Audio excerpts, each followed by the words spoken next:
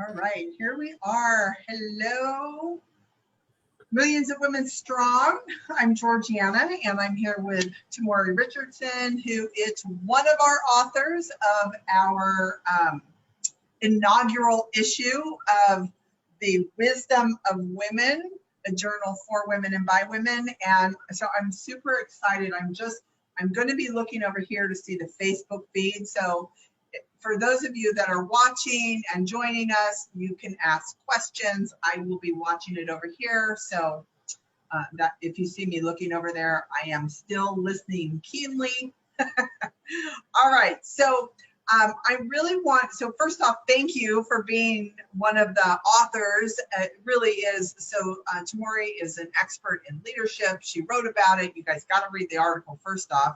But I wanted to bring her on here so she can share some more about herself, who she is, and probably one or two gems at least that you can share with our community. So Tamori, why don't you introduce yourself a little bit better than I did? Absolutely. First, thank you so much for having me. I appreciate it. I love what you're doing and how you're taking the initiative to get women together. So first, I want to acknowledge that. So my name is Tamori Richardson. I am a professional motivational speaker. I'm an international best-selling author twice, and on top of being a best-selling author, I have written 4 books. My 4th book is on its way out. I have a book launch next week, so I'm excited. I'm a TED Talk coach and influential storyteller, as well as really strong in business consulting and organizational development. So I do a lot of things around the realms of supporting your entrepreneurial spirit and your business ownership desire. So I'm a mother of 2 teenage children. I have a 15-year-old son and a 14-year-old daughter. And I'm living my best life, coaching, writing, speaking. I don't know if it can get better. So great. So great. So I know you've got a lot of books, and the article that you wrote about leadership is amazing, but tell us a little bit, like, what are some of the highlights or things that you focus on as an entrepreneur, and what you would encourage others to focus on as an entrepreneur? Well, one thing that I think is most important, because I am a professional speaker, and part of being a speaker is getting your message out there, disseminating your message to the appropriate party. That goes in any genre. I don't care if you're working retail at a counter, you're selling the best product to the best consumer who might want that product or have an interest. So one of the things when I'm coaching, or I'm coaching in business consulting, it's always, do you know your demographics? The importance of being able to take something and give the client or the customer what they want, as well as to know how to entice, encourage, and to provide something that they don't know they need, but that they need as well. So the ability to be able to really influence your clients and your customers is essential to any business. It is. So what are the, in talking with women in entrepreneurs all over, right? Finding that target market, or the people that you are here to influence. What are some of the key things that you would say is important to look at to really discover who that is for yourself? I think knowing what you're good at, not trying things out because you don't have anything else to do. Those are absolute wastes of time. I remember watching an episode of Steve Harvey years ago, and he said that people that have a plan B have just planned for their plan A to fail. Knowing that you know what you know, going after it with no abandon, being deliberate about it. And listen, sometimes that means jumping out and stepping out on faith. Before I started being an entrepreneur, I was working in corporate America, making 6 figures, very comfortable. So, pulling money out of my 401k at the time and taking a leap of faith out on me. What I first understood is I need to know what I'm doing. Okay. That faith needs to come with some knowledge. And I need to be very clear that this is something I can do, and this is not a hobby, because you will end up homeless with a hobby. You will end up broke with a hobby, and neither of those are attractive. So it was very clear that I needed to know, educate myself, study, so that I could be as good as I possibly could be, so that my clients could see that and it can illuminate off of me when I'm talking to people. So Yeah. So tell us, who are the people that you love to work with? Oh my goodness, man, I've met some amazing people during this journey. You know, one of the things that I do, I volunteer. I volunteer for NAMI, the National Alliance on Mental Illness. And I'm a certified mental health advocate, and I'm a speaker presenter for NAMI San Francisco. And that's probably one of my greatest passions. I was in a marriage that had domestic violence, and my ex-spouse had mental illness.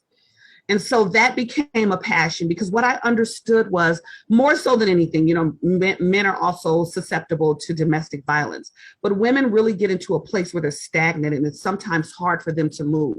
So my passion became speaking about how to love, care for yourself, not to get stuck in a place of being a caregiver, how to make sure you take care of you, following your passions, reinventing yourself if you have to, and making sure you are a priority. So my biggest passion is making sure that people love themselves enough to jump out and do what they feel they are meant and intended to do. And my job is to support you on that journey, help you with the resources, and move you along. So that's by far my most absolute passion.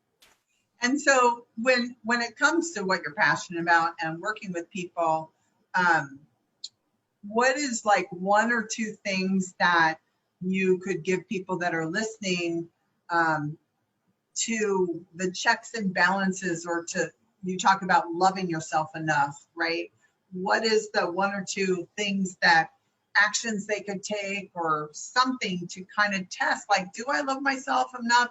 What is missing? What am I got the blinders on about? You know, can you say anything to that? Yeah.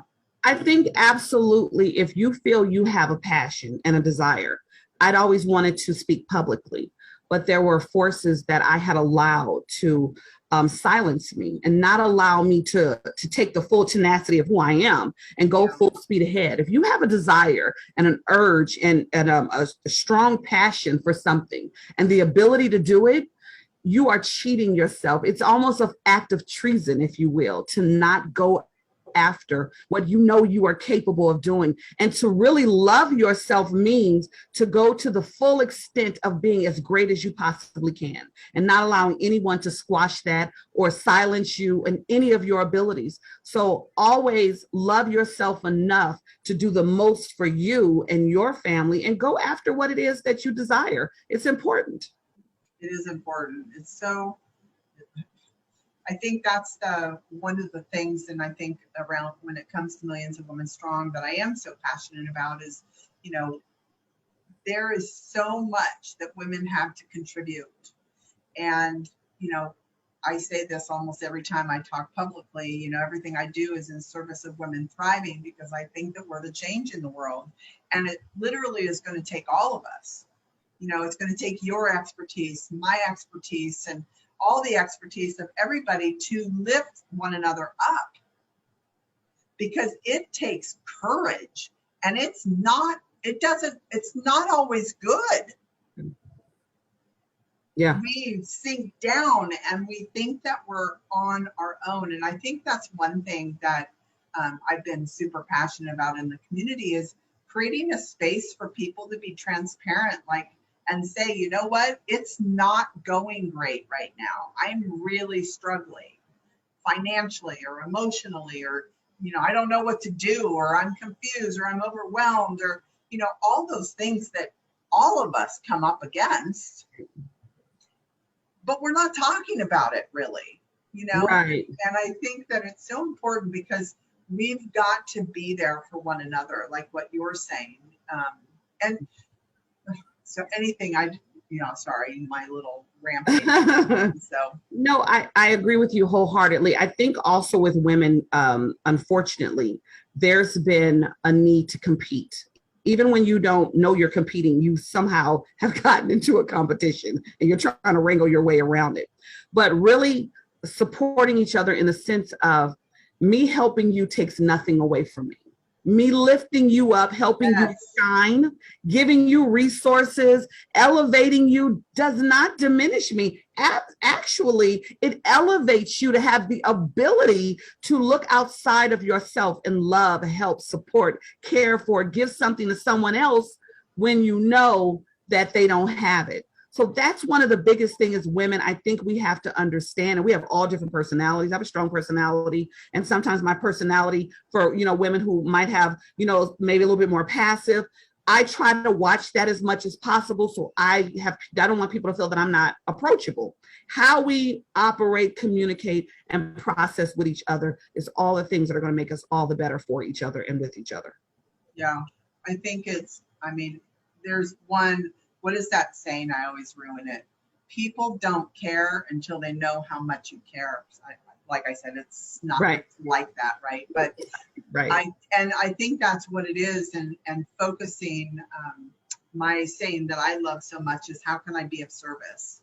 And because being of service is something that, lifts me up and makes me feel like I'm contributing something, mm-hmm. which is really what it's all about. So awesome. So in your article, let's kind of go to your leadership article. So, why don't you say a little bit about what inspired you or inspires you about leadership and inspired you to write this article and share it with us?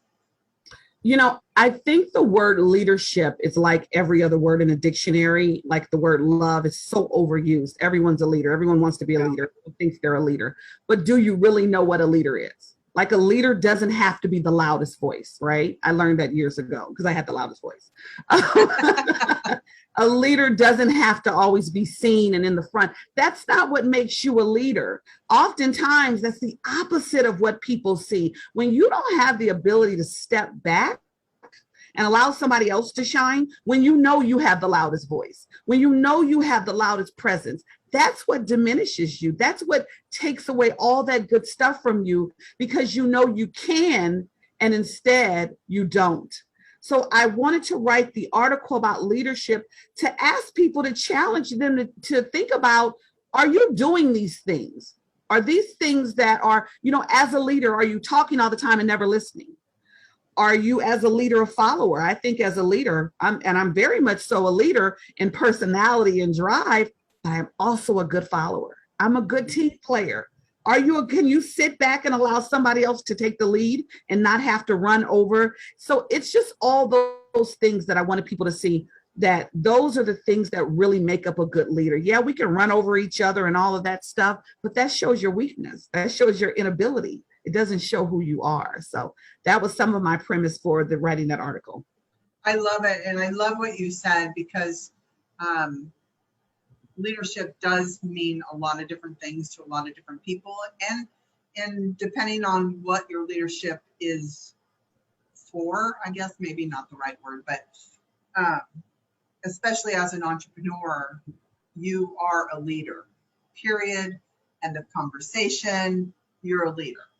And to the end that you're talking about, what kind of leader are you going to be as an entrepreneur, with your clients, with your virtual assistants, with other entrepreneurs, with people that you may network with? There's we're all leaders as a function of being an entrepreneur. And it's so important, I think, right along with you, like, who are you going to be as an entrepreneur? Because like you, I'm loud and a little bit, right. I'm a little bit bold sometimes, and maybe sometimes too much for people that maybe like a little bit more chill. But, it does take all kinds, because, the people that are really chill are going to be a different kind of leader than you and I ever will be. Absolutely. And that's okay, because it takes all kinds. So, right. Well, this has been amazing. Is there anything else? Well, first off, why don't you share? I'm gonna post in the comments, once this goes up, the link to Tamari's article, so you can take a look at it and definitely, comment. And her contact information is in there as well. But how could people, if they want to connect with you, what's the best way to connect with you? Probably the easiest way is on Facebook, under I had to remember for a minute, Leanne Speaking Pros LLC, or even under Tamari Richardson, Tamuri Richardson. And then, of course, they can always Google me. They'll get to me one way or the other. But definitely, I do one-on-one coaching for influential storytelling, communications consulting, as well as being a TED Talk coach. Just two of my TED Talk students just spoke this past week. They did a fantastic job. So very, very excited. So yeah, definitely reach out by all means. Yeah. And, you know, I'm sure if you comment in the comments below, Tamari can get to you on that as well. So if you're listening to this, hashtag replay, if you're listening to the replay, and ask your questions if you have questions, and she or I will get back to you and get your questions answered. But, you know, so thank you very much for being, like, I want you to know, I think Tamari was the very first person said, I'm in, I want to be. I think that was even before you were a member. You're like, I want to be one of the writers. Right. So Right. She's been in before she was even in. And, right. You know, I don't take it lightly when people are like, yes, I'm in, I want to be part of this community. This has value. And you did that. You were part of the giveaway even so many months ago. And, you know, we didn't even know each other at that right. point. So right. I'm very, very grateful to have you be in this community and the contribution that you are, and for being part of our inaugural issue for the Wisdom of Women. I just thank you very much. Absolutely. Thank you so much for allowing me to be a part of it. Thank you. That's great. All right, everybody. So tomorrow at 1 o'clock, so as you know, I'm interviewing all the authors. Today was our first one. And tomorrow we're going to be talking with Kathy Rasmussen, who is the founder of a oh my gosh, it just left me, a collab. It's a, oh my God. It's a co-working space here in Eugene, but so I'm super excited. She's talking about collaboration. And if anybody knows about collaboration, it's Kathy. So join us tomorrow at 1, and we will be talking collaboration and all things co-working and all that goodness. So excited. Be back here at 1 o'clock. Thank you again, Tamari. We'll see you next time. Bye, everybody. Bye-bye.